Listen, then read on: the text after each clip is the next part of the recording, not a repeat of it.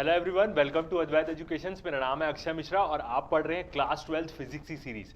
तो प्रीवियस वाले वीडियो में हमने अपना चैप्टर 1 पूरा इलेक्ट्रिक चार्जेस एंड फील्ड्स के बारे में पूरी चीजें कंप्लीट कर ली थी। अब ये वाला जो वीडियो रहेगा ये हमारा सेकंड चैप्टर का रहेगा, इलेक्ट्रोस्टैटिक पोटेंशियल और कैपेसिटेंस के ऊपर। तो जितने भी लोग प्रीवियस वीडियो नहीं देखे हैं वो जाके देख सकते हैं, क्योंकि पूरा बेसिक्स चैप्टर 2 का जो क्या है एक इलेक्ट्रोस्टैटिक का ही पार्ट है, वो पूरा बेसिक्स चैप्टर 1 से रिलेटेड है। मतलब चैप्टर 1 में हमने पूरी बेसिक चीजें पढ़ी है, अब उसको हम क्या करेंगे, पूरा यूज करेंगे। यहाँ पे हम वोल्टेज, इलेक्ट्रोस्टैटिक पोटेंशियल, कैपेसिटेंस, ये सब चीजों के बारे में देखेंगे। ठीक है, तो यदि आप चैनल में नए हैं तो बिल्कुल चैनल को सब्सक्राइब करना ना भूलें। चैनल का नाम है अद्वैत एजुकेशन, बिल्कुल लाइक करना ना भूलें और शेयर करना ना भूलें। बेल आइकन को यदि आप क्लिक करेंगे तो आपको पूरी नोटिफिकेशन मिलते रहेगी। तो प्रीवियस वीडियो में हमने अपना पहला चैप्टर पूरा कंप्लीट कर लिया था, उसमें हमने सारे टॉपिक्स पढ़ लिए थे। तो अब जो हमारा सेकंड चैप्टर रहेगा ये क्या है, हम कौन से यूनिट में है, इलेक्ट्रोस्टैटिक्स यूनिट में है। तो इसी का क्या रहेगा, वो हमारा सेकंड चैप्टर रहेगा, मतलब इलेक्ट्रोस्टैटिक का सेकंड चैप्टर और पूरे 12th के सिलेबस का सेकंड चैप्टर। ठीक है, तो जैसे टेबल ऑफ कंटेंट्स के बारे में बात करते हैं, जो हमने अपने स्टार्टिंग वाले वीडियो में, इंट्रोडक्शन वाले वीडियो में आपको बताया है। तो हमने पहला जो चैप्टर है इलेक्ट्रिक चार्जेस एंड फील्ड्स के बारे में पूरा कंप्लीट कर लिया है। अब हम क्या करेंगे, नेक्स्ट चैप्टर शुरू करेंगे हमारा इलेक्ट्रोस्टैटिक पोटेंशियल और कैपेसिटेंस, क्या होती है दोनों चीजें, उस चीज के बारे में पढ़ेंगे। थर्ड चैप्टर हमारा क्या आएगा, करंट इलेक्ट्रिसिटी के बारे में। एंड आगे बढ़ते हुए मूविंग चार्जेस एंड मैग्नेटिज्म, ये सब चैप्टर्स क्या होंगे, आने वाले रहेंगे आपके पास। ठीक है, तो चलिए शुरू करते हैं। अब जैसे हमने पहले अपने इंट्रोडक्शन वाले वीडियो में बताया था कि कौन कौन से मेजर टॉपिक्स हम इस चैप्टर में पढ़ेंगे, तो वो क्या थे, हमारी ये 4 मेजर टॉपिक्स थे जो हम जिसके बारे में हम पढ़ेंगे। इलेक्ट्रोस्टैटिक पोटेंशियल डिफरेंस क्या होता है, पोटेंशियल एनर्जी क्या होती है, तीनों चीजें लगभग रिलेटेड है। और डाइलेक्ट्रिक और कैपेसिटेंस क्या होता है, ये मैंने ऑलरेडी आपको अपने इंट्रोडक्शन के वीडियो में आपको बता दिया है कि कैसे हम पढ़ेंगे। ठीक है, तो हम शुरू करेंगे अपना इलेक्ट्रोस्टैटिक पोटेंशियल से, इस चैप्टर को शुरू करेंगे। तो सबसे पहले हम इंट्रोडक्शन में बेसिक चीजों के बारे में देखते हैं, क्योंकि इलेक्ट्रोस्टैटिक पोटेंशियल समझने से पहले आपको जनरली क्या समझना पड़ेगा, क्या होती है पोटेंशियल एनर्जी, वर्क डन क्या होता है। यदि ये सब चीजों के बारे में आप समझते हैं तो आपका क्या होगा, एकदम अच्छे से ये चैप्टर आपको एकदम अच्छे से बैठेगा, दिमाग में एकदम अच्छे से बैठ जाएगा। तो जितने भी लोग नए हैं, जो नए आए हैं, मैं ऐसा पढ़ाऊंगा कि आपको प्रीवियसली जितनी भी चीजें थी किसी ने मिस कर दी है तो उसमें कोई दिक्कत ना हो। बट फिर भी यदि आप चैप्टर 1 पूरा अच्छे से पढ़ लिए हैं तो ये चैप्टर आपको एकदम इजीली समझ में आने वाला है। फिर भी यदि कोई अभी से ज्वाइन कर रहा है तो उसके लिए कोई टेंशन नहीं है, मैं पूरी प्रीवियस चीजें लेके चलूंगा, मतलब आपको कहीं भी डाउट नहीं होगा। और जितने भी प्रीवियस कंसेप्ट है उनको मैं पूरा लिंक करते हुए चलूंगा कि कौन सी चीजें हम कहां पढ़ते हुए आए हैं। ठीक है, तो चलिए शुरू करते हैं अपने इस लेक्चर को। फर्स्ट हम देखते हैं अपना पोटेंशियल एनर्जी के बारे में कि पोटेंशियल एनर्जी क्या होती है। तो डेफिनेशन देखें, जो बेसिक डेफिनेशन होता है तो वो क्या होता है, द पीई, शॉर्ट फॉर्म में मैंने यहां पे लिखा है, potential energy of a body is defined as the energy possessed by the body, मतलब एक ऐसी एनर्जी जो बॉडी पोजेस्ट करके रखे रहती है, by virtue of its position और कॉन्फ़िगरेशन इन सम फील्ड। मतलब बॉडी जो अपने अंदर एनर्जी रखी हुई है, कैसे, अपनी पोजीशन और कॉन्फ़िगरेशन के कारण किसी फील्ड में। अब फील्ड कितने प्रकार की होती है, 2 ही प्रकार की फील्ड होती है, एक ग्रेविटेशनल फील्ड और इलेक्ट्रिक फील्ड। इससे ज्यादा फील्ड के बारे में तो कोई पढ़ता भी नहीं है। तो जब किसी बॉडी को मैं ऊंचाई में रख दूंगा तो वो किसमें है, ग्रेविटी के अंदर ही है, मतलब एक प्रकार की ग्रेविटेशनल फील्ड में ही है। तो ग्रेविटेशनल फील्ड के कारण क्या आ जाएगी, उसमें पोटेंशियल एनर्जी आ जाएगी। सेम ऐसी यदि हम ग्रेविटेशनल फील्ड की पोटेंशियल एनर्जी को समझते हैं, क्योंकि जनरली लोग इसी के बारे में समझते हैं, तो आपको इलेक्ट्रोस्टैटिक पोटेंशियल एनर्जी के बारे में भी एकदम क्लियरली समझ में आने लग जाएगा। तो इसलिए हम क्या करेंगे, एकदम बेसिक से शुरू करेंगे, क्योंकि चैप्टर पढ़ने से पहले पोटेंशियल एनर्जी क्या है आपको एकदम अच्छे से समझ में आनी चाहिए। ठीक है, तो पोटेंशियल एनर्जी क्या है, एक मतलब बॉडी पोजेस्ट करके रहती है, बॉडी के अंदर वो एनर्जी रहती है, किस कारण, by virtue of its position, मतलब उसके पोजीशन के कारण कि वो कहां पे है, और कॉन्फ़िगरेशन इन सम फील्ड। यदि मैं किसी ऑब्जेक्ट को ऊंचाई में रख देता हूं तो हम क्या बोलते हैं, mgh, उसके पास क्या है, पोटेंशियल एनर्जी। तो वो किसमें, ग्रेविटेशनल फील्ड में ही है, जितना ऊपर में लेके जाऊंगा उसको उतनी उसकी एनर्जी क्या होती जाएगी, बढ़ते जाएगी। ठीक है, तो ये क्या है हमारा बेसिक डेफिनेशन पोटेंशियल एनर्जी का। अब यदि हम देखें, जैसे यहां पे मैं एक सरफेस लेता हूं, ये सरफेस में क्या है, एक बॉडी ऐसे रखी हुई है। ठीक है, दूसरा, इसी बॉडी को यदि मैं एक हाइट में रख दूं, ये क्या है, हमारा ग्राउंड लेवल का सरफेस है ये वाला, और इसी बॉडी को मैं क्या कर रहा हूं, एक हाइट में रख दे रहा हूं यहां पे। तो जब ग्राउंड लेवल में थी तो बॉडी के पास क्या थी, कोई भी एनर्जी नहीं थी। बट जैसे ही मैं उसको एक हाइट में प्लेस कर दिया, h हाइट में, तो इस टाइम में क्या आ जाएगी बताओ, इस बॉडी के पास, ये क्योंकि एक हाइट में है और ये बॉडी का वेट तो होगा ही जो डाउनवर्ड एक्ट करते रहेगा।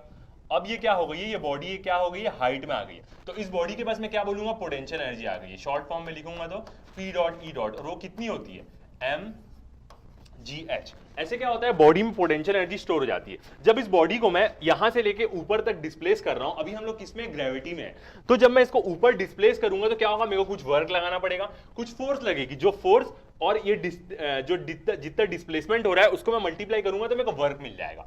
वो जो वर्क मैं इस बॉडी पे लगाया हूं यहां तक लाने के लिए, वो वर्क किसके फॉर्म में कन्वर्ट हो गया, पूरा पोटेंशियल एनर्जी के फॉर्म में कन्वर्ट हो गया। यही चीज इलेक्ट्रोस्टैटिक फील्ड में भी होती है। तो इसलिए मैं आपको क्लियरली समझ में आएगा पूरी चीज देखने से।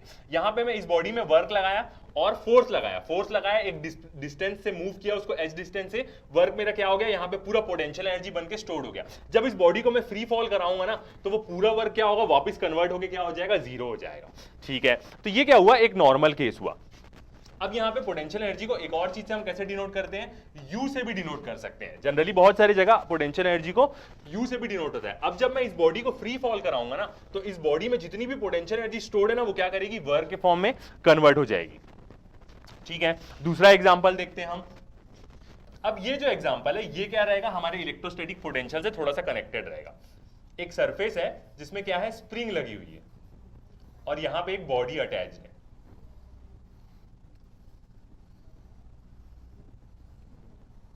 यहां पे हमने एक बॉडी अटैच कर दी जिसका मास क्या है, m। ठीक है, अब ये स्प्रिंग का अपना एक कांस्टेंट होगा जो स्प्रिंग यहां से कनेक्टेड है, अभी नॉर्मल पोजीशन पे, अभी कोई फोर्स नहीं लग रही।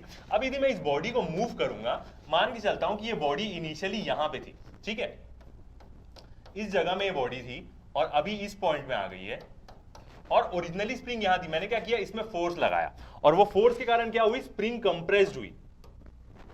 एक मैंने इसमें फोर्स लगाया और उसके कारण क्या हुई, ये ओरिजिनली इनिशियली कंडीशन यहां पे थी, ठीक है, जब मैंने उसको दबाया तो स्प्रिंग थोड़ी सी दब गई, अभी क्या है, स्प्रिंग दबी हुई है। तो ये जो डिस्टेंस कितना मूव हुआ यहां पे, मान लेता हूं मैं x डिस्टेंस पे मूव करी। जब मैं स्प्रिंग को खुला छोड़ दूंगा तो स्प्रिंग वहां तक एक्सटेंड होगी, मतलब ये बॉडी यहां तक आ जाएगी। अभी मैं इसमें F फोर्स लगाया हुआ हूं, तो ये क्या कर रही है, दबा रही है स्प्रिंग को।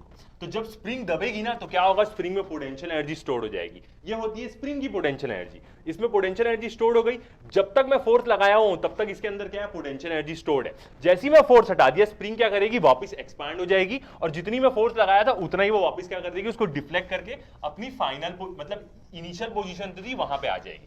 ठीक है, तो ये क्या होता है, ये भी एक प्रकार की क्या होती है, ऐसे भी पोटेंशियल एनर्जी स्टोर होती है किसी बॉडी में। यहां पे क्या हो रहा है, यहां पे स्प्रिंग में पोटेंशियल एनर्जी स्टोर हो रही है। यहां पे क्या है, इस बॉडी को मैं एक हाइट में रख दिया तो इसमें पोटेंशियल एनर्जी स्टोर हो रही थी। यदि हम स्प्रिंग की पोटेंशियल एनर्जी की बात करें तो स्प्रिंग की पोटेंशियल एनर्जी हम कैसे कैलकुलेट करते हैं, P = 1/2 Fx²। जो भी हम फोर्स लगाए हैं वो, या उसको K के टर्म्स में भी हम बोल सकते हैं, Kx²। यहाँ पे K क्या होती है, स्प्रिंग की स्टिफनेस, वो स्प्रिंग की प्रॉपर्टी होती है। तो यहाँ पे भी हम पोटेंशियल एनर्जी ऐसे कैलकुलेट कर सकते हैं, x मतलब कितना डिस्प्लेसमेंट हुआ है उसके बीच में। तो इस केस में क्या हो रहा है, जब तक फोर्स लगी हुई है तब तक स्प्रिंग में क्या है, पोटेंशियल एनर्जी है। जैसे ही मैं फोर्स रिमूव कर दूंगा, बॉडी क्या हो जाएगी, अपने वापस पोजीशन पे आ जाएगी। ऐसा ही क्या होता है, इलेक्ट्रोस्टैटिक पोटेंशियल निकालने के लिए भी हम ये कंसेप्ट यूज करते हैं। जब एक चार्ज के चारों ओर फील्ड रहती है ना, और एक पॉजिटिव चार्ज मैं मान लूं, तो उसमें एक पॉजिटिव चार्ज यदि मैं इन्फिनिटी से ला के अंदर रखे रहूंगा ना, तो दोनों पॉजिटिव चार्ज क्या करेंगे, एक दूसरे को रिपेल करेंगे। तो यही चीज हम देखेंगे, वही चीज हम क्या कर रहे हैं, स्प्रिंग की मदद से समझ रहे हैं कि जब तक मैं फोर्स लगाया हूं तब तक स्प्रिंग के अंदर पोटेंशियल एनर्जी स्टोर्ड है। जैसे ही मैं फोर्स रिमूव कर दूंगा, स्प्रिंग क्या करेगी, इसको वापस पुश कर देगी और वो क्या हो जाएगा, टोटल वर्क डन क्या हो जाएगा, 0 हो जाएगा। ठीक है, तो ये था हमारा पोटेंशियल एनर्जी के बारे में कि क्या एक बॉडी अपनी पोजीशन के कारण किसी भी फील्ड में, मतलब ग्रेविटेशनल फील्ड या इलेक्ट्रिक फील्ड में, वो यदि पर्टिकुलर पोजीशन पे रहेगी तो वो क्या करेगी, पोटेंशियल एनर्जी अपने अंदर स्टोर करके रखेगी अपने पोजीशन और कॉन्फ़िगरेशन के कारण। तो ये होता है नॉर्मल पोटेंशियल एनर्जी का डेफिनेशन। ठीक है, पोटेंशियल एनर्जी हमें समझ में आई कि क्या होता है, उसकी कॉन्फ़िगरेशन के कारण आती है। ठीक है, नीचे लाइंस में आपको समझाऊंगा। सेकंड चीज हम देखते हैं बेसिक वर्क डन के बारे में कि वर्क डन हमारा क्या होता है। तो अब यदि मैं वर्क डन के बारे में बात करूं तो वर्क डन हम कैसे कैलकुलेट करते हैं, यदि मैं शॉर्ट फॉर्म में लिखूंगा WD, ठीक है, शॉर्ट फॉर्म में मैं वर्क डन लिख रहा हूं। ये क्या होता है, फोर्स जो क्या है, एक वेक्टर क्वांटिटी है, और ये क्या होता है, डॉट प्रोडक्ट होता है किसके साथ, डिस्प्लेसमेंट के साथ। डिस्टेंस भी बोल सकता हूं मैं, डिस्प्लेसमेंट में x के ऊपर क्या कर दे रहा हूं, वेक्टर फॉर्म लगा दे रहा हूं। वेक्टर फॉर्म में डिस्प्लेसमेंट बोलूंगा, नॉर्मल बोलना है तो मैं डिस्टेंस बोलूंगा। ठीक है, तो दोनों वेक्टर क्वांटिटी होती है और वर्क डन क्या है, एक प्रकार की स्केलर क्वांटिटी है। ठीक है, अब यदि ये क्या है, ये दोनों वेक्टर्स के बीच का क्या है, डॉट प्रोडक्ट है। तो इसको मैं यदि नॉर्मल फॉर्म में लिखना चाहूं ना, तो दो a और b का डॉट प्रोडक्ट क्या होता है, AB cos थीटा। तो ये क्या हो जाएगा, F dx cos थीटा, ये क्या हो जाएगा नॉर्मल। अब ये क्या आ गया, पूरा मैग्नीट्यूड फॉर्म में आ गया, अब ये वेक्टर क्वांटिटी से हट गया। तो ये चीज हम क्या देखें, प्रीवियस वाले लेक्चर में भी हम देखें। तो ऐसे हम क्या करते हैं, वर्क को हम क्या करते हैं, डिफाइन करते हैं। यहां पे वर्क जो है वो क्या है, स्केलर क्वांटिटी है, ठीक है। वर्क हमारी स्केलर क्वांटिटी, भले वो दो वेक्टर क्वांटिटी का क्या है, डॉट प्रोडक्ट है। तो दो वेक्टर क्वांटिटी का डॉट प्रोडक्ट क्या होता है, स्केलर क्वांटिटी शो करता है। तो ओरिजिनली वर्क क्या होगा, F D x cos theta. वो किस कंडीशन के लिए रहता है कि जब फोर्स किसी एंगल से लग रही है। तो ऐसे हम क्या करते हैं, वर्क को हम क्या करते हैं, जनरली डिफाइन करते हैं, ठीक है। अब ये क्या होता है, जैसे मैं वर्क को यदि मैं आपको डायग्राम फॉर्म में बताऊं तो वो कैसा होगा, यदि मैं यहां पे एक सरफेस लेता हूं, ठीक है, और यहां पे एक बॉडी रखी हुई है, इस बॉडी को मैं क्या करूंगा, यहां तक डिस्प्लेस कर दे रहा हूं, या इसको यहां तक इस डिस्टेंस में मैं मूव कर रहा हूं। क्या कैसे मूव हो रही है बॉडी, इस बॉडी में क्या लग रही है, एक फोर्स लग रही है। एक फोर्स लगाने के कारण मैं इस बॉडी को एस डिस्टेंस में मूव किया हूं, एस डिस्टेंस तक मैं इसको मूव किया हूं। तो normal force is equal to work done हमारी क्या हो जाएगी, नॉर्मल फोर्स इनटू डिस्प्लेसमेंट हो जाएगा। Work done equal to force into displacement, यदि नॉर्मल शब्दों में बात करें हम। और वेक्टर क्वांटिटी मिलेंगे तो हमारा क्या आएगी, ऐसी वाली टर्म आएगी। तो नॉर्मल इस बॉडी में कितना वर्क डन हो रहा है, जितनी में फोर्स लगाया, जितना वो डिस्प्लेसमेंट मूव कर रहा है, ऐसे क्या होगा, हमारा वर्क डन डिफाइन होगा, ठीक है। तो ये क्या था, हमारा वर्क डन का बेसिक्स था कि क्या होता है वर्क डन। अब हम नीचे के पॉइंट्स देखते हैं। व्हेन एन एक्सटर्नल फोर्स, जब एक बाहरी फोर्स, जैसे मैं किसी पे भी फोर्स लगा रहा था, प्रीवियस में स्प्रिंग में फोर्स लगा रहा था, अभी बॉडी को मूव करने के लिए फोर्स लगा रहा था, तो वो सब क्या थी, बाहरी फोर्स थी, मैं बाहर से उसमें फोर्स लगा रहा था। तो ऐसी फोर्सेस को क्या बोलेंगे हम, external force. When an external force does work in taking a body from A point two another against a force like spring force और ग्रेविटेशनल फोर्स, मतलब जब एक एक्सटर्नल फोर्स काम करती है किसी बॉडी को एक पोजीशन से दूसरे पोजीशन में ले जाने के लिए, अगेंस्ट मतलब किसके, जैसे स्प्रिंग फोर्स और ग्रेविटेशनल फोर्स से। जैसे स्प्रिंग लगी हुई है यहां पे, और एक बॉडी को मैं क्या कर रहा हूं, दबा के रखा हुआ हूं, यहां पे एक फोर्स लगा के। अभी स्प्रिंग क्या है, कंप्रेस्ड है, तो ये अपनी स्प्रिंग अपनी इनिशियल पोजीशन पे नहीं है। और यदि मैं ग्रेविटेशन से एक बॉडी को ऊपर तक लेके जाऊंगा तो यहां पे भी मेरे को क्या लगानी पड़ेगी, फोर्स लगानी पड़ेगी। ये मेरा क्या है, ग्राउंड। तो जब भी हम वर्क डन करते हैं, वर्क डन होता है किसके, against a force like a spring force और ग्रेविटेशनल फोर्स। यहां पे मैं स्प्रिंग फोर्स के अगेंस्ट वर्क कर रहा हूं,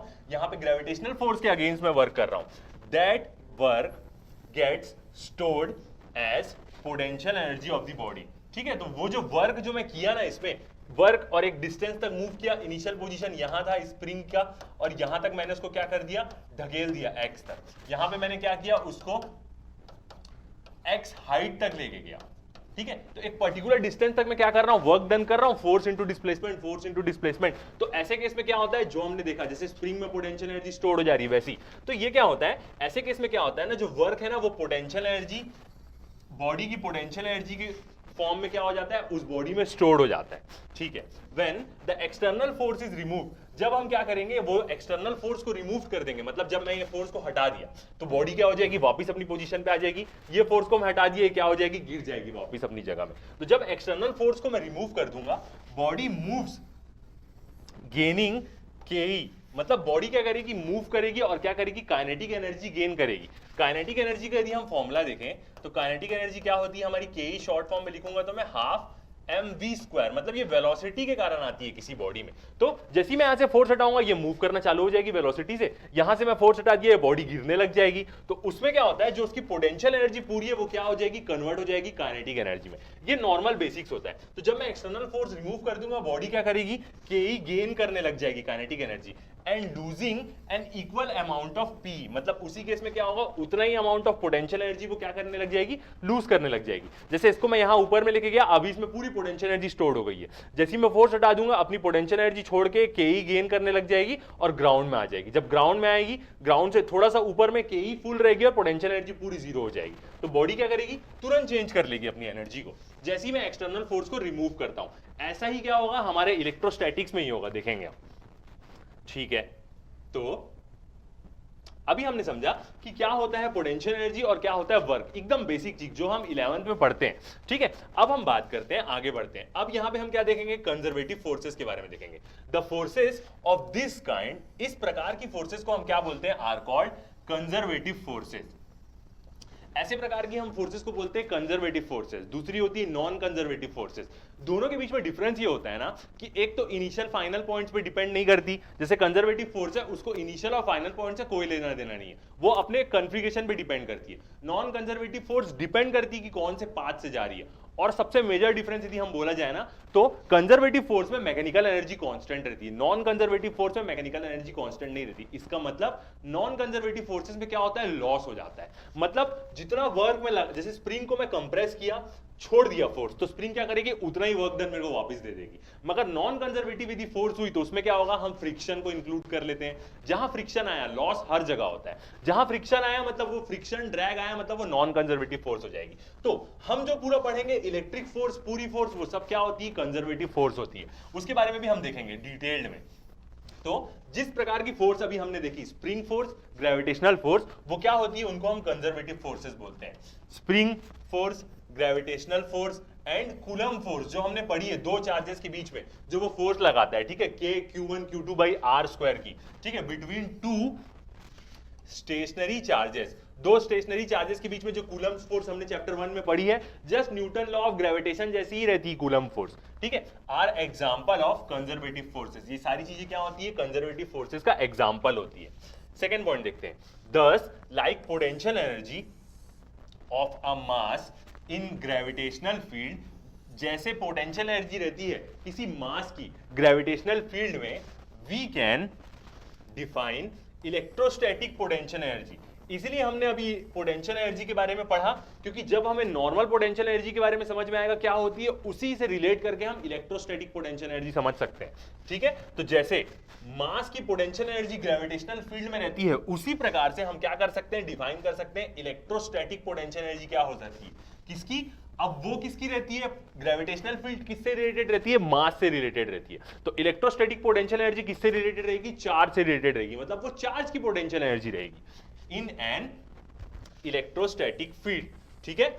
मास की पोटेंशियल एनर्जी ग्रेविटेशनल फील्ड में, वैसी हम क्या बोलेंगे, चार्ज की इलेक्ट्रोस्टैटिक पोटेंशियल एनर्जी किसमें, इलेक्ट्रोस्टैटिक फील्ड में, मतलब एक इलेक्ट्रिक फील्ड में, ठीक है। तो जैसे हमने मास के बारे में पढ़ा, वैसे ही हम क्या कर सकते हैं, इलेक्ट्रोस्टैटिक पोटेंशियल फील्ड भी डिफाइन कर सकते हैं चार्ज के लिए, ठीक है। उसके पहले हम क्या देखेंगे, कंजर्वेटिव फोर्सेस और नॉन कंजर्वेटिव फोर्स के बीच में एक डिफरेंस देख लेते हैं कि क्या होती है दोनों एकदम अच्छे फॉर्म में, ठीक है।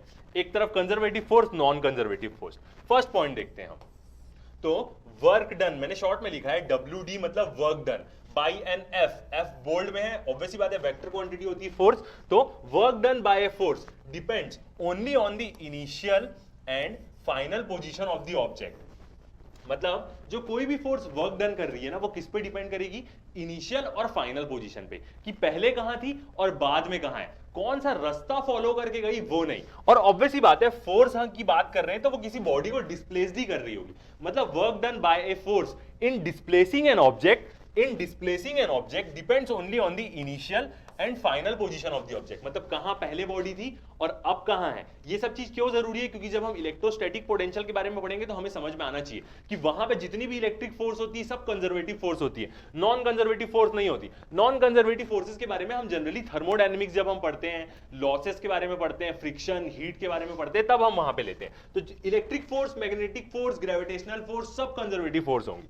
तो वर्क डन यदि मैं बात करूं किसी फोर्स के कारण किसी ऑब्जेक्ट को डिस्प्लेस करने के लिए, तो वो डिपेंड करेगी किसमें, इनिशियल और फाइनल पोजीशन पे ऑब्जेक्ट के।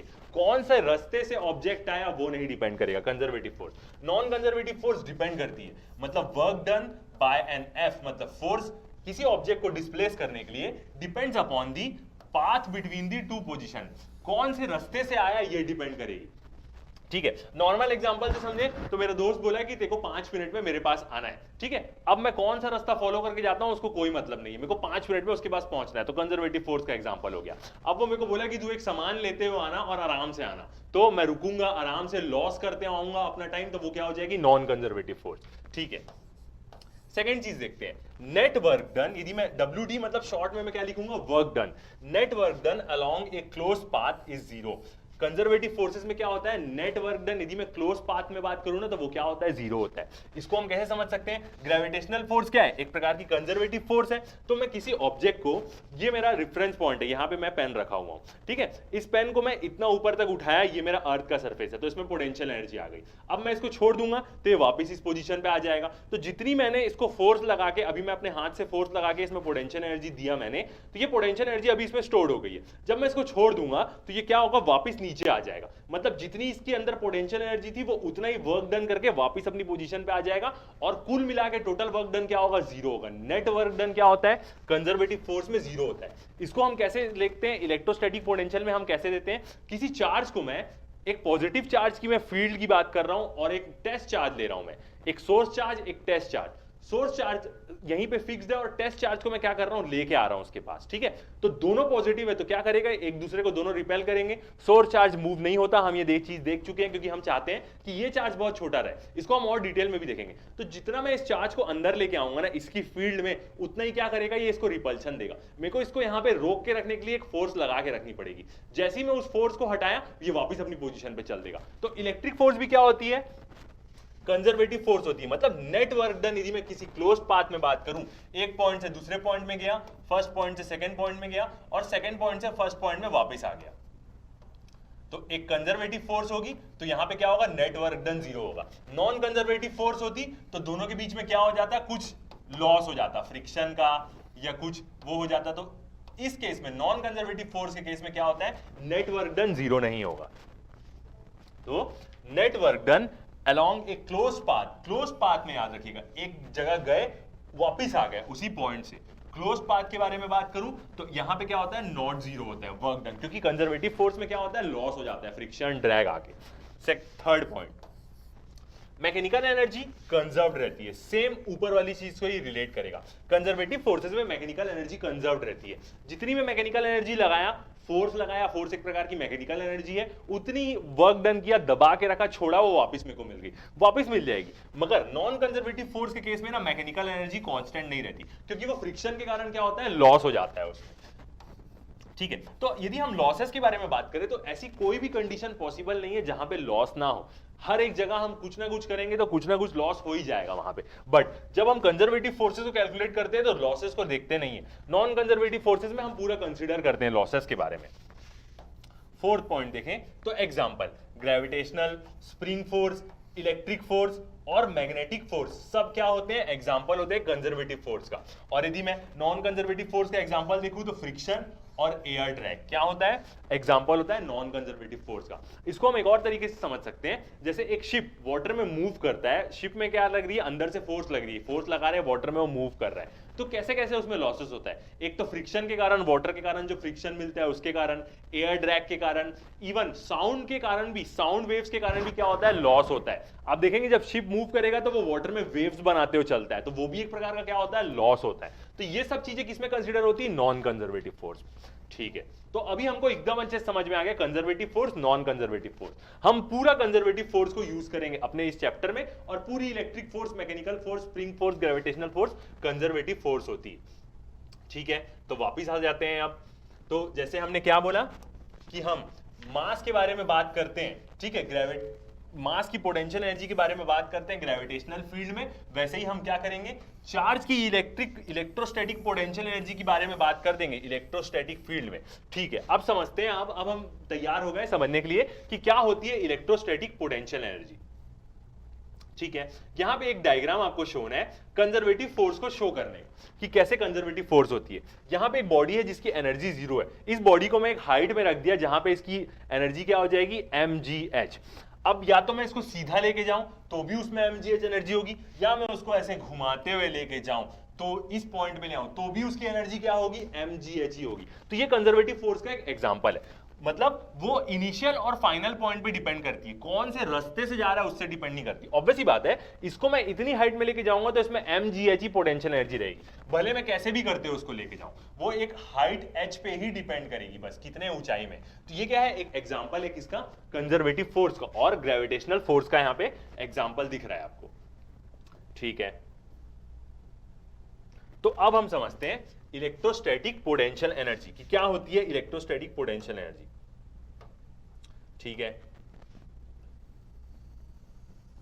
इलेक्ट्रोस्टैटिक पोटेंशियल एनर्जी के बारे में देखते हैं। तो इसके लिए हम क्या करेंगे, एक डायग्राम बनाएंगे, क्योंकि अब इलेक्ट्रोस्टैटिक के बारे में बात करेंगे तो हम अब पूरा चार्ज लेंगे। ठीक है, तो यहां पे मैं क्या करता हूं, एक चार्ज बनाता हूं जो क्या रहेगा, पॉजिटिव चार्ज रहेगा, और ये क्या है, कैपिटल क्यू। मतलब क्या है, ये मेरा सोर्स चार्ज है। यहाँ पे सोर्स चार्ज को हम मूव नहीं करते हैं, ऐसा हमें मतलब टेस्ट चार्ज ही हमें ऐसा लेना पड़ता है कि वो मूव ना हो। ठीक है, अब क्या होगा, इस सोर्स चार्ज के कारण क्या होगी, इलेक्ट्रिक फील्ड जनरेट होगी इसकी चारों तरफ, बिल्कुल इसके चारों तरफ क्या होगी, और पॉजिटिव चार्ज है तो पॉजिटिव चार्ज से कहां आएगी, बाहर की तरफ आएगी electric field lines. Negative charge में क्या होती है, अंदर की तरफ जाती है।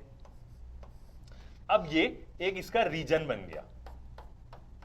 ठीक है, ऐसा नहीं है कि इसकी इलेक्ट्रिक फील्ड लाइंस यहीं पे खत्म हो जाएगी, मैं बस आपको छोटा सा बना के शो कर रहा हूं। ये जो इलेक्ट्रिक फील्ड लाइंस है ना, इनकी प्रॉपर्टी क्या होती है, ये इंफिनिटी में खत्म होगी। ठीक है, तो यहां पे बस मैं आपको शो कर रहा हूं कि एक पॉजिटिव चार्ज की कैसी इलेक्ट्रिक फील्ड लाइंस रहेगी। वो क्या रहेगी, वो पूरे एरिया में रहेगी। यहां पे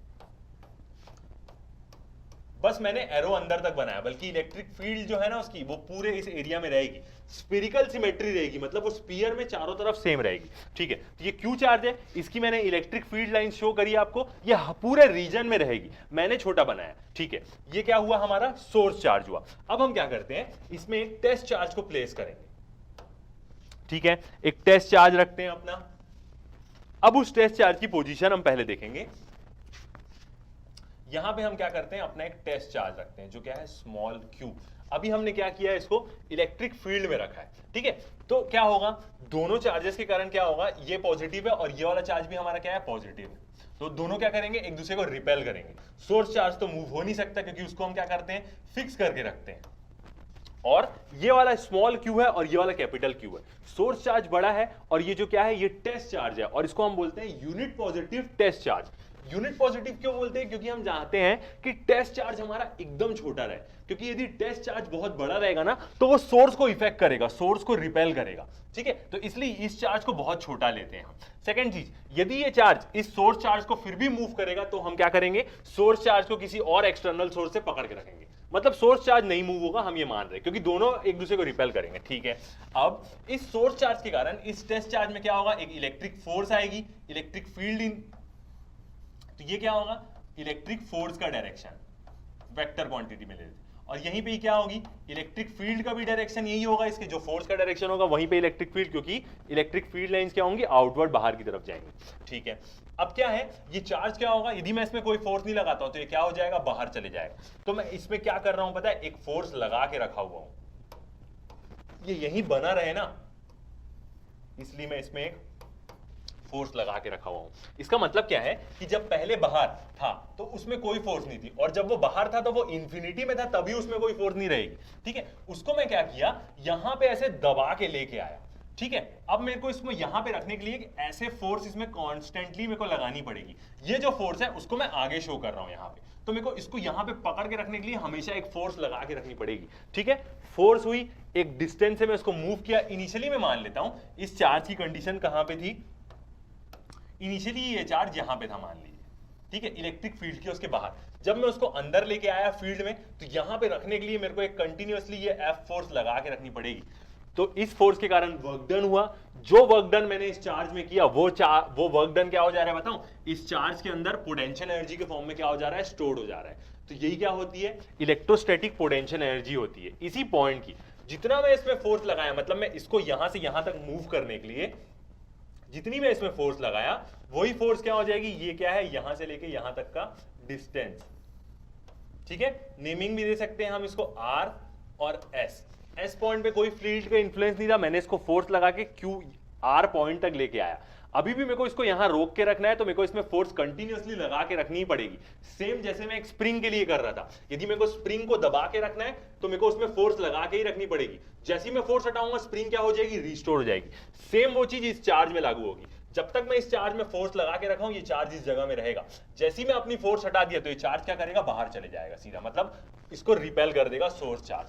तो यही जो मैं फोर्स लगा के रखा हूं, वही इसमें वर्क डन के फॉर्म, वही फोर्स के कारण वर्क डन हो रहा है, और वही वर्क डन इस चार्ज के अंदर ना पोटेंशियल एनर्जी के फॉर्म में स्टोर हो जा रहा है। तो वो क्या हो जाएगी, इस पॉइंट की पोटेंशियल एनर्जी। ठीक है, ये चार्ज यहीं रुका हुआ है, इसका मतलब क्या है, दोनों नेट फोर्सेस का सम 0 है। इसका मतलब ये चार्ज भी उतनी ही फोर्स लगा रहा है। यदि मैं अपनी फोर्स ज्यादा लगा दूंगा तो ये और अंदर आ जाएगा इसका मतलब, और यहां से जो फोर्स लग रही है, जो ये चार्ज लगा रहा है, वो क्या लगा रहा है, सेम लगा रहा है। तो तभी ये क्या हो रहा है, ये मूव नहीं हो रहा है। तो यही क्या होती है हमारी इलेक्ट्रोस्टैटिक पोटेंशियल एनर्जी, सेम कैसा, स्प्रिंग के कारण। ठीक है, नीचे बीच वाला क्या है, सोर्स चार्ज। इसी को हम यदि हम दूसरे सेंस में समझना चाहें तो इसको भी हम नॉर्मली कैसे समझ सकते हैं, ये एक पॉइंट है और इस पॉइंट पे मैं ऐसे एक स्प्रिंग लगा दिया हूं, ये यहां पे इसका इनिशियल पोजीशन, और जो मैंने चार्ज लिया टेस्ट चार्ज, वो कहां पे है, अभी वो यहां पे है। ठीक है, मैं क्या करूंगा, इसको दबा के स्प्रिंग को और कंप्रेस कर दूंगा और यहां पे ले आऊंगा अपने उस पॉइंट को। तो स्प्रिंग क्या हो जाएगी, कंप्रेस हो जाएगी, मतलब स्प्रिंग की लेंथ क्या हो जाएगी, छोटी हो जाएगी, यहां तक बस कंप्रेस हो गई। तो इसमें क्या है, पोटेंशियल एनर्जी स्टोर्ड है। ये एक प्रकार का मैं बोल दूं मेरा सोर्स चार्ज है। जैसे ही मैं इस यहां पे जो फोर्स लगा के रखा हूं, इस फोर्स को हटाऊंगा ना, स्प्रिंग वापस रिस्टोर्ड हो जाएगी और अपनी इनिशियल पोजीशन पे पहुंच जाएगी, वापस रिस्टोर हो जाएगी स्प्रिंग और अपनी इनिशियल पोजीशन यहां पे पहुंच जाएगी। सेम यही क्या हो रहा है, यहां पे होता है। तो इसी को हम क्या बोलते हैं, इलेक्ट्रोस्टैटिक पोटेंशियल एनर्जी बोलते हैं। इस पॉइंट की इलेक्ट्रोस्टैटिक पोटेंशियल बोलूं तो वो इस पॉइंट का होगा।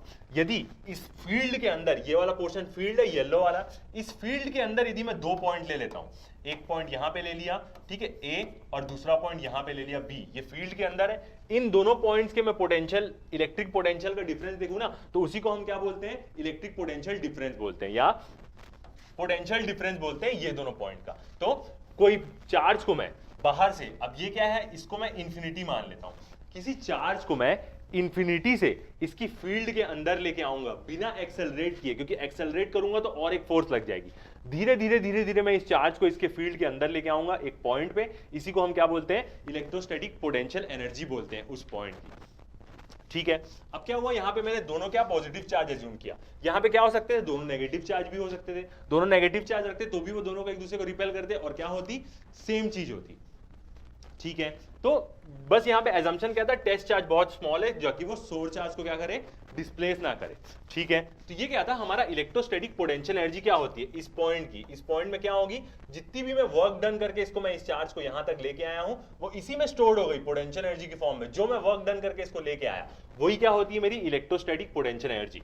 फील्ड के अंदर 2 पॉइंट में मैं एनर्जी का डिफरेंस देखूं, अब क्या है, ये जो पॉइंट पे एनर्जी है, ये क्या होगी, इस पूरे स्फेरिकल सरफेस में यहां पे क्या होगी, सेम एनर्जी होगी। क्यों, क्योंकि स्फेरिकल सिमेट्री होती है।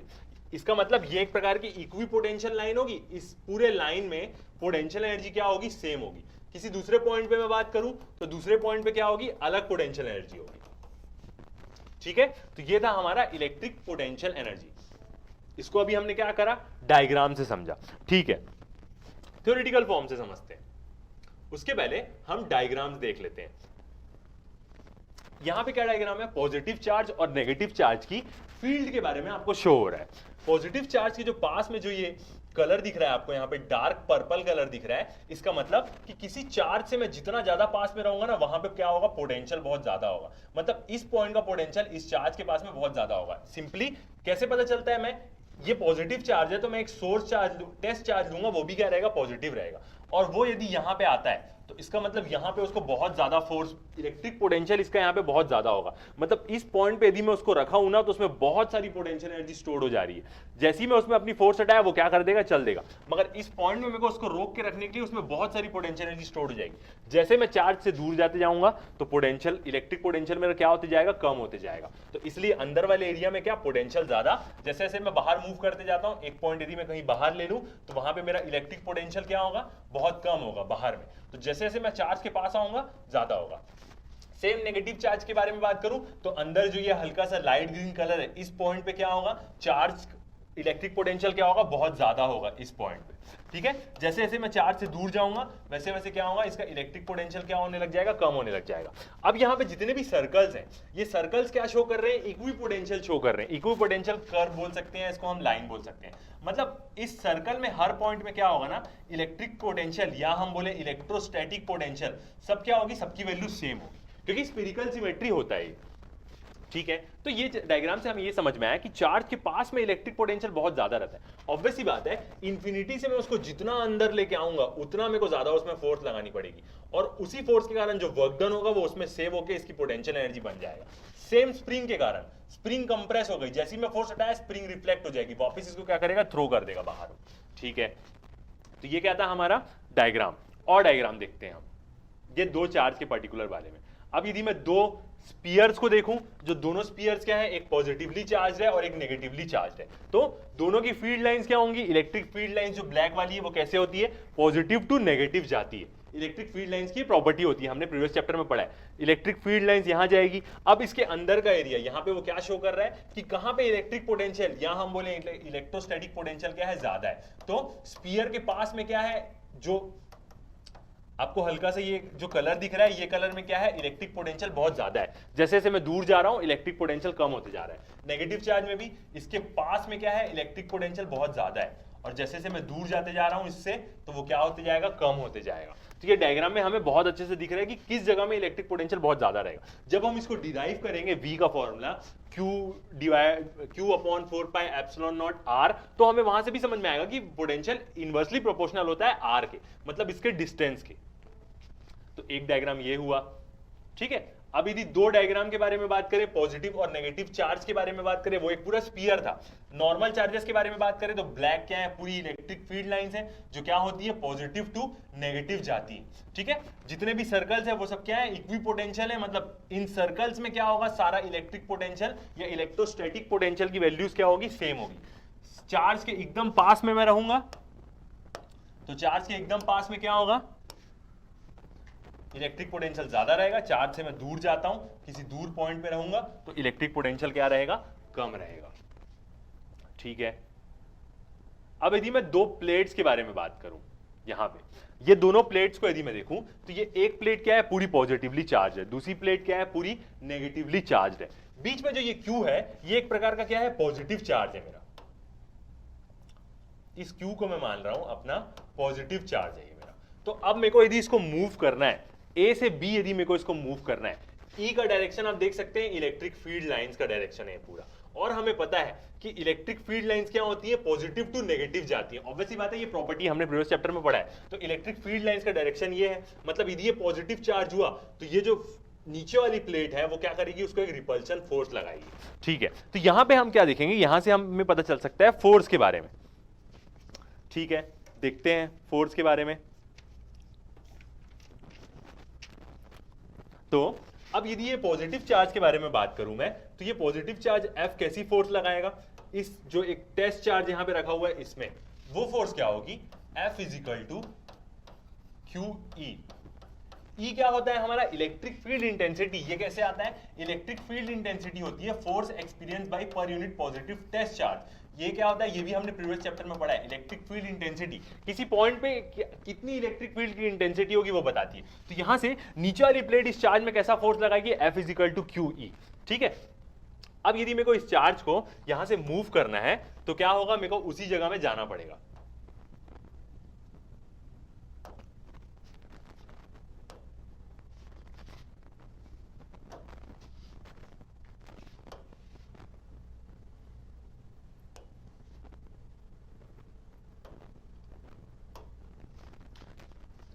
उसी में क्या होता है कि जब मेरे को उसमें फोर्स लगाना पड़ेगा तो क्या होगा, मेरे को उसको मूव करना पड़ेगा वहां पे।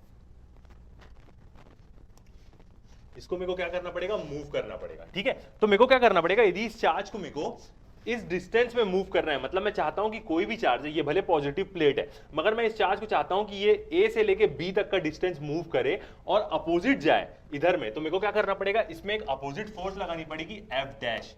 ठीक है, इसमें मैं कौन सी फोर्स लगाऊंगा, ये वाली F डैश फोर्स लगाऊंगा इसको नीचे पुश करने के लिए, जो क्या होगी, सेम इसके बराबर होगी QE के।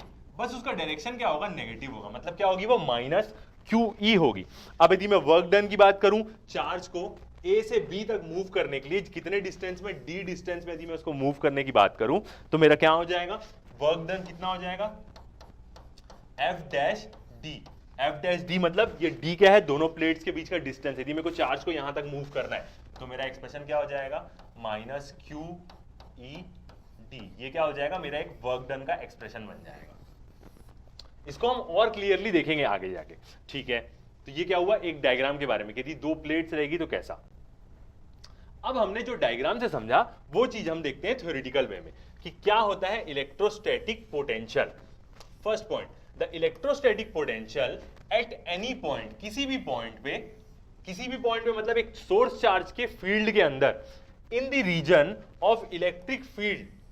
इलेक्ट्रोस्टैटिक पोटेंशियल किसी भी पॉइंट में, बीच वाला मैं यदि अपना S लिख दे रहा हूं सोर्स चार्ज, इसकी फील्ड के अंदर मैं बात कर रहा हूं, किसी भी एक पॉइंट पे इसकी इलेक्ट्रिक फील्ड होगी, स्फेरिकल सिमेट्री, इसके किसी भी पॉइंट में। तो electric potential at any point in the region of electric field is equal to the amount of work done. किसके बराबर होता है, जितना हम उसमें वर्क डन कर रहे हैं, in bringing a unit positive test charge, unit positive test charge without acceleration, बिना एक्सेलरेशन किए, मतलब धीरे धीरे लेके आएंगे, from infinity to that point. ये क्या हो जाएगा, उस पॉइंट का इलेक्ट्रिक पोटेंशियल। मतलब यहां पे कोई चार्ज रखा हुआ है, ठीक है, ये एक टेस्ट चार्ज है स्मॉल क्यू, यहां पे एक सोर्स चार्ज है, इसको मैं क्या कर रहा हूं, अब ये चार्ज कहां पे, इंफिनिटी में। इंफिनिटी क्यों लेते हैं, क्योंकि क्या होता है जब भी हम पोटेंशियल एनर्जी की, किसी की भी पोटेंशियल एनर्जी के बारे में बात करेंगे ना, तो हमें एक रेफरेंस लेना पड़ता है कि ऐसी कौन सी जगह होगी जहां पे वो जीरो होगी। जैसे मैं ग्रेविटेशनल एनर्जी के बारे में बात करूं तो मैं बोल सकता हूं कि सरफेस में ग्रेविटेशनल एनर्जी क्या होती है, जीरो होती है। जितना मैं सरफेस के ऊपर जाऊंगा उसमें क्या होती जाएगी, पोटेंशियल एनर्जी बढ़ते जाएगी, मतलब पोटेंशियल एनर्जी सरफेस में जीरो होगी। सेम वैसी हमें क्या होता है, इलेक्ट्रिक चार्जेस में एक रेफरेंस स्टैब्लिश करना रहता है कि ऐसा कौन सा पॉइंट होगा जहां पे इलेक्ट्रिक पोटेंशियल एनर्जी क्या होगी, जीरो होगी। तो अब जब नॉर्मल हम एक यूनिट चार्जेस के बारे में पढ़ते हैं तो उसमें हम क्या चीज पढ़ते हैं कि जो इलेक्ट्रिक फील्ड लाइंस रहती है वो वे स्टार्ट और एंड होगी कहां पे, इंफिनिटी पे। तो किसी भी एक नॉर्मल चार्ज के बारे में बात करूं ना मैं, तो इस चार्ज की जो फील्ड लाइंस होती है ना, मतलब इलेक्ट्रिक फील्ड, वो इंफिनिटी तक जाती है हम बोलते हैं। तो रेफरेंस कहां पे होगा, जहां पे electric potential energy zero, infinity हमारा रेफरेंस होगा। तो रेफरेंस ऐसा पॉइंट जहां पे electric potential energy zero, infinity, इसलिए हम इंफिनिटी लेते हैं। तो डेफिनेशन क्या बोला, इलेक्ट्रोस्टैटिक पोटेंशियल किसी एक पॉइंट का, जो ये पॉइंट है यहाँ पे, ये Q क्या है, हमारा सोर्स चार्ज, इसकी फील्ड है ये पूरी, S में उसका एक नेम दिया हूं। इस पॉइंट पे यदि मेरे को इलेक्ट्रोस्टैटिक पोटेंशियल निकालना है in the region of electric field, electric field के रीजन के अंदर, वो किसके बराबर होगा, इक्वल होगा वर्क डन। जो मैं वर्क डन करूंगा, वर्क डन कैसे करूंगा मैं, यहां से लेके यहां तक मैं इसको मूव करके लेके आऊंगा, एज मान के चलो r डिस्टेंस से मैं इसको मूव करके लेके आऊंगा। वर्क डन इन ब्रिंगिंग, लेके आने में यूनिट पॉजिटिव टेस्ट चार्ज को, यूनिट पॉजिटिव टेस्ट चार्ज क्यों, एकदम छोटा टेस्ट चार्ज लेके आते हैं ताकि वो सोर्स को दिक्कत ना दे। विदाउट एक्सेलरेशन, एक्सेलरेट करके नहीं ला सकता मैं उसको इंफिनिटी से, ठीक है, मैं उसको धीरे धीरे लेके आऊंगा। इसकी फील्ड के अंदर, इसकी फील्ड के अंदर एक टेस्ट चार्ज को मैं धीरे धीरे लेके आऊंगा, फील्ड के अंदर एक पॉइंट पे लेके आऊंगा, ठीक है।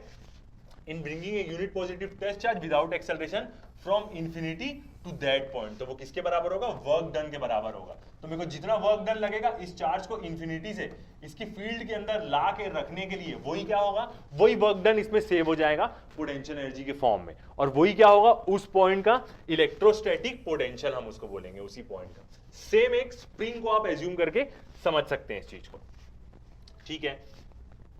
तो अब यदि हम इलेक्ट्रोस्टैटिक पोटेंशियल कैलकुलेट करें तो क्या होगा, electrostatic potential equal to work done divide by unit charge. हम क्या करते हैं, अब हमें पता है कि हम वर्क डन कर रहे हैं और एक यूनिट पॉजिटिव टेस्ट चार्ज ले रहे हैं, ठीक है। तो वो क्या होगा, चार्ज से अभी भी डिपेंडेंट है, ठीक है, जो वर्क डन है। तो हम क्या करते हैं, उसकी डिपेंडेंसी खत्म करने के लिए उसको टेस्ट चार्ज से डिवाइड कर देते हैं, तो क्या बन जाता है, हमारा ये एक्सप्रेशन मिल जाता है। तो इलेक्ट्रोस्टैटिक पोटेंशियल मतलब V से हम इसको डिनोट करते हैं, उसका रिलेशन क्या होगा, वर्क डन बाई Q0, मतलब कितना चार्ज और उसके ऊपर में जितना हमने वर्क डन किया वो क्या हो जाएगा, हमारा इलेक्ट्रोस्टैटिक पोटेंशियल हो जाएगा। ऐसे ही हम कैलकुलेट करते हैं। तो आपको याद हो जाना चाहिए कि V इक्वल टू क्या हो जाएगा, इलेक्ट्रोस्टैटिक यदि हम पोटेंशियल कहीं भी कैलकुलेट करेंगे तो V इक्वल टू क्या होगा, वो W by Q, V is equal to W by Q, या मैं बोलूं स्मॉल चार्ज, जिसको भी मैं लेके आ रहा हूं, ठीक है। तो ये क्या हो जाएगा, हमारा फॉर्मूला हो जाएगा इलेक्ट्रोस्टैटिक पोटेंशियल निकालने का। ठीक है। अब यदि हम उसके क्वांटिटी के बारे में बात करें तो इलेक्ट्रोस्टैटिक पोटेंशियल क्या होता है, स्केलर क्वांटिटी होता है, ठीक है। उसकी एसआई यूनिट्स के बारे में बात करें, इलेक्ट्रोस्टैटिक पोटेंशियल की एसआई यूनिट्स क्या होती है, वोल्ट्स, जिसको हम V से डिनोट करते हैं, यही होता है वोल्ट्स। इसका मतलब एक वोल्ट कितना होगा, वर्क डन की यूनिट क्या होती है, जूल्स, और चार्ज की यूनिट क्या होती है, कूलम्स। तो एक वोल्ट के बारे में बात करूं ना तो वो क्या हो जाएगा, एक जूल बाई कूलम, ठीक है। इसका मतलब एक जूल वर्क डन लग रहा है मेरे को एक यूनिट चार्ज को लेके आने में, तो वो कितना हो जाएगा, एक वोल्ट के बराबर हो जाएगा। तो 1 वोल्ट इक्वल टू क्या होता है, 1 जूल्स बाई 1 कूलम। डायमेंशंस के बारे में बात करें, किसके, इलेक्ट्रोस्टैटिक पोटेंशियल का डायमेंशन क्या होता है, तो उसका फॉर्मूला क्या होगा, m l t की power m l square t की पावर -3 a की पावर -1। अब ये कैसे होता है, यदि हम किसी का भी डायमेंशन फॉर्मूला कैलकुलेट करना है तो हम आसानी से निकाल सकते हैं। कैसे, इलेक्ट्रोस्टैटिक पोटेंशियल V के बारे में बात करूं तो वो क्या होता है, वर्क डन बाई चार्ज होता है। अब वर्क डन क्या होता है मेरा, फोर्स इंटू डिस्प्लेसमेंट होता है, F इंटू डी, और चार्ज तो मेरा किससे डिनोट करता हूं मैं, कूलम से डिनोट करता हूं, ठीक है। फोर्स के बारे में लिखूं तो फोर्स क्या होता है, मास इंटू एक्सेलरेशन होता है। मास को मैं क्या लिख सकता हूं, kg, मतलब मैं मास को लिख सकता हूं m, ठीक है। और फोर्स क्या होता है, मास इंटू एक्सेलरेशन, एक्सेलरेशन की यूनिट क्या होती है, मीटर पर सेकेंड स्क्वायर। तो मीटर को मैं लिख सकता हूं L, पर सेकेंड स्क्वायर को मतलब इंटू t की पावर -2 लिख सकता हूं। ये क्या हो जाएगा मेरा, फोर्स का हो जाएगा, इंटू, ठीक है। अब ये क्या है, डिस्प्लेसमेंट, डिस्प्लेसमेंट क्या है, एक प्रकार की लेंथ है, तो यहां पे क्या हो जाएगा L, ठीक है। m l t की पावर -2 इंटू L आया हमारा, ओके, बिल्कुल सही। अब उसके बाद यदि मैं कूलम्स के बारे में लिखूं तो कूलम्स क्या होता है, एम्पियर सेकंड से हम इसको डिनोट करते हैं। तो कूलम्स की यूनिट क्या होगी, एम्पियर, और सेकंड, सेकंड क्या है हमारा, टाइम t, ठीक है। तो ये रिलेशन आ गया। अब इसका यहाँ पे t नीचे में, इसका मतलब क्या है, ऊपर लेके जाऊंगा तो t की पावर -1 हो जाएगी, और -1 -2 क्या हो जाएंगे, -3 बन जाएंगे। तो t की पावर क्या आती है यहाँ पे, -3, ठीक है। एम्पियर भी नीचे में ऊपर जाएगा, वो भी उसकी पावर -1 बन जाएगी, ठीक है। और L L मिलके क्या हो जाएंगे, स्क्वायर हो जाएंगे, और M एक ठोक यहाँ पे रखा हुआ है। तो किसी का भी डायमेंशन फॉर्मूला आप एकदम सिंपली कैलकुलेट कर सकते हैं, बस आपको बेसिक्स पता है हर चीज के बारे में, कि क्या होता है force, mass into acceleration, work done क्या होता है हमारा, फोर्स इंटू डिस्प्लेसमेंट। तो ऐसे हम क्या कैलकुलेट कर सकते हैं, इसका dimension formula m l square t की पावर -3 a की पावर -1। यही इलेक्ट्रोस्टैटिक पोटेंशियल डिफरेंस का भी होगा, क्योंकि पोटेंशियल डिफरेंस क्या होगा, फील्ड के अंदर 2 पॉइंट की पोटेंशियल, इलेक्ट्रोस्टैटिक पोटेंशियल का डिफरेंस, ठीक है। तो अब हम क्या करेंगे, जो यहां पे हमने लिखा 1 वोल्ट इक्वल टू क्या होता है, 1 जूल्स बाई कूलम, इसी को हम डिफाइन कर सकते, इससे भी हम क्या कर सकते हैं, इलेक्ट्रोस्टैटिक पोटेंशियल को डिफाइन कर सकते हैं। देखते हैं कैसे। तो इलेक्ट्रोस्टैटिक पोटेंशियल क्या हो जाएगा हमारा, V एट ए पॉइंट, किसी पॉइंट पे, मतलब फील्ड के अंदर ही होगा वो, किसी भी सोर्स चार्ज के, is said to be 1 volt. उसको हम बोल सकते हैं कि जब वो हो जाएगा 1 वोल्ट, कब, when 1 joule of work is done in move करने के लिए किसको, 1 कूलम ऑफ पॉजिटिव चार्ज को, 1 जूल्स का मैं वर्क कर रहा हूं 1 कूलम पॉजिटिव चार्ज को मूव करने के लिए, बिना एक्सेलरेट किए, विदाउट एक्सेलरेशन, फ्रॉम इंफिनिटी से ही लेके आते हैं, from infinity to that point मतलब उसकी फील्ड के अंदर एक पॉइंट के, ठीक है। तो एक वोल्ट क्या हो जाएगा, 1 जूल का वर्क कर रहा हूं मैं 1 कूलम चार्ज को मूव करने के लिए बिना एक्सेलरेशन से, इंफिनिटी से किसी सोर्स चार्ज की फील्ड के अंदर एक पॉइंट पे लेके आऊंगा, तो वो उस पॉइंट का क्या होगा, इलेक्ट्रोस्टैटिक पोटेंशियल हो जाएगा। सेकेंड पॉइंट देखते हैं, वर्क डन, ठीक है। अब यहां पे वर्क डन में कैसे बोल रहा हूं, W इंफिनिटी एक्सटर्नल, यहां पे W इंफिनिटी एक्सटर्नल का EXT का मतलब क्या है, एक्सटर्नल। इसका मतलब ये होगा कि एक तो मैं टेस्ट चार्ज को इंफिनिटी से लेके आ रहा हूं, ठीक है, और मैं उसमें बाहरी फोर्स लगा के लेके आ रहा हूं, तो इसलिए W इंफिनिटी एक्सटर्नल क्या होता है, बाई एन एक्सटर्नल फोर्स। देखिए एक्सटर्नल फोर्स हुआ इन ब्रिंगिंग एक टेस्ट चार्ज को लेके आएंगे, विदाउट एक्सेलरेशन हम हर बार लिखते हैं क्योंकि जरूरी है, विदाउट एक्सेलरेट किए उसको लेके आना, मतलब धीरे धीरे यूनिफॉर्म वेलोसिटी से लेके आ रहे हैं, इसका मतलब ये, ठीक है।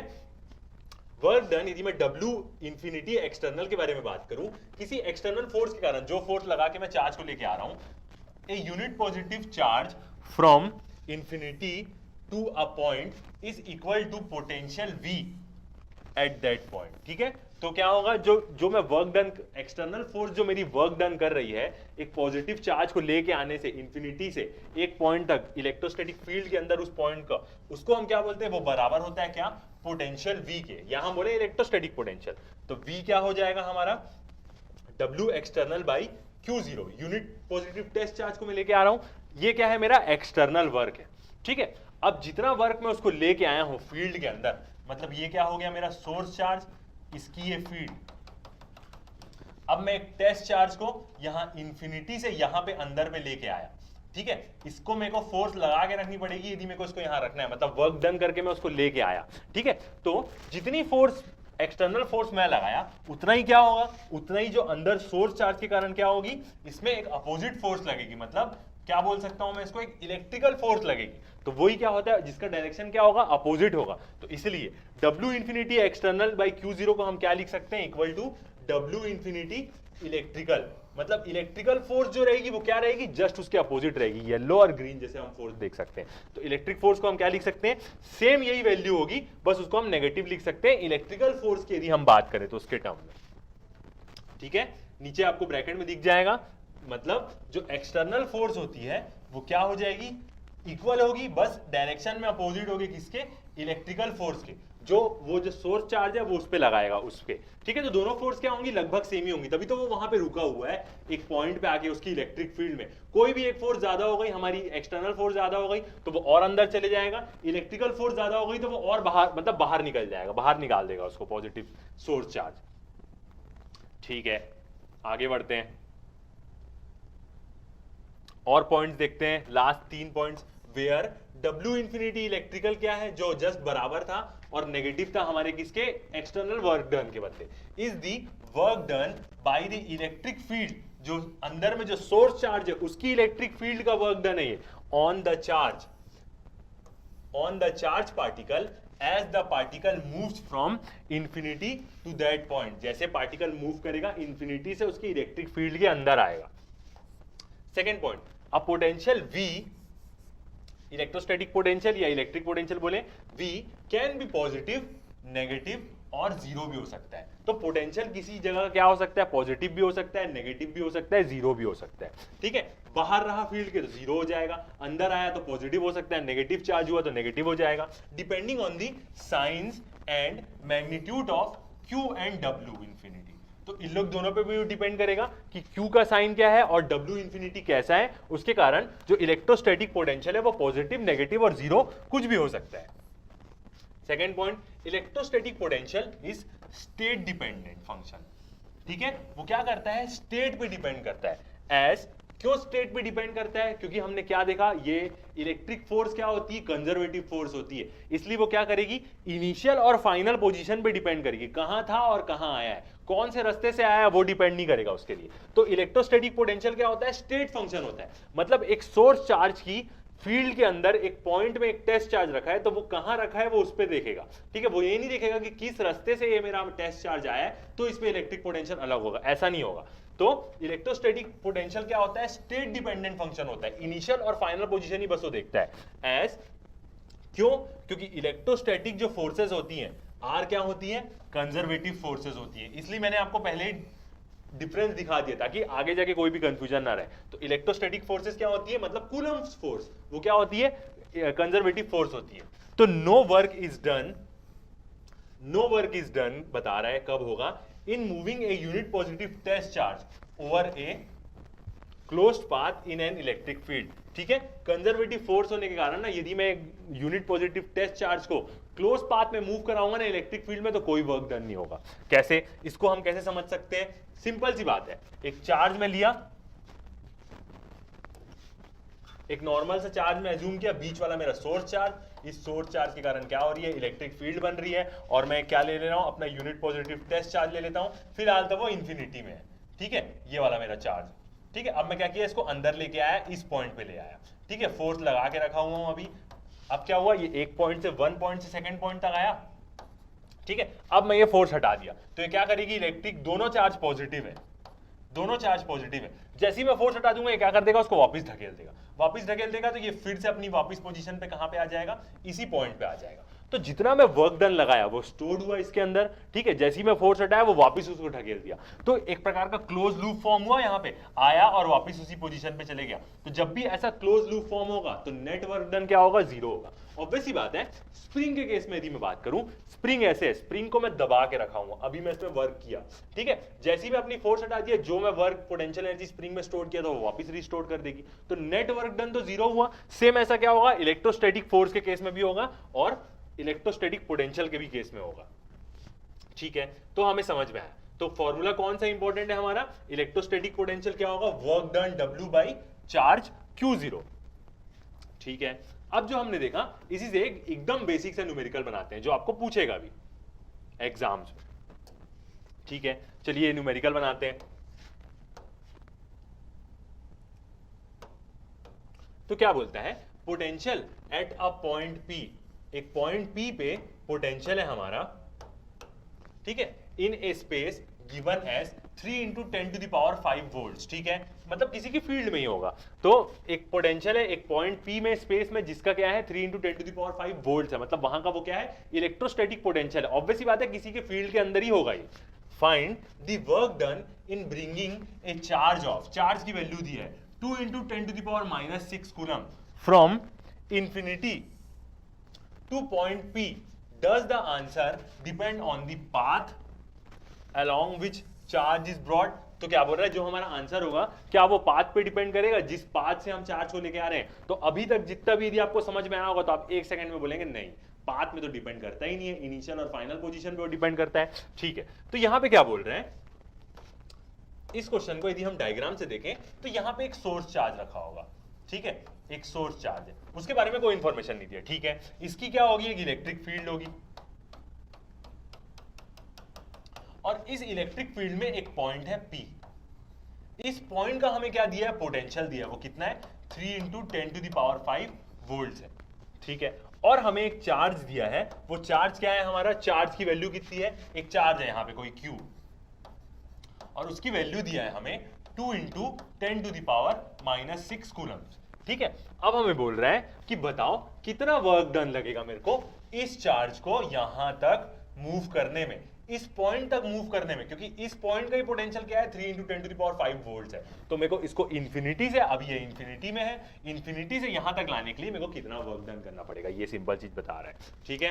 निकाल सकते हैं सिंपल फॉर्मूला। तो पहले गिवन वैल्यूज देख लेते क्या क्या दिया है हमें। V दिया है, ठीक है, जिस पॉइंट है उस पॉइंट का हमें इलेक्ट्रोस्टैटिक पोटेंशियल दिया है कितना 3 × 10⁵ वोल्ट्स दिया है। चार्ज की वैल्यू दी है हमें, Q कितना दिया हुआ है हमें 2 × 10⁻⁶ कूलम्स दिया हुआ है, ठीक है। तो पॉइंट P पे हमें क्या निकालने बोल रहा है, मतलब वर्क डन निकालने बोल रहा है। ये तो पॉइंट P का हमें पोटेंशियल दिया ही हुआ है, ठीक है। तो इलेक्ट्रोस्टैटिक पोटेंशियल क्या होता है, V = work done by charge, ठीक है।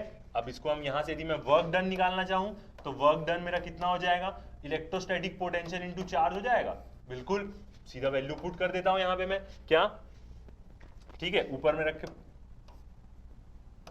तो यहां पे वैल्यू पुट कर देता हूं, तो मेरा वर्क डन कितना आ जाएगा, वैल्यू पुट करता हूं, V की वैल्यू कितनी है 3 × 10⁵ इंटू कितना हो जाएगा, चार्ज की वैल्यू क्या है 2 × 10⁻⁻⁶, ठीक है। 3 2 कितना हो जाएगा 6 और 5 है और -6 है, तो कितना हो जाएगा इंटू 10⁻⁻1।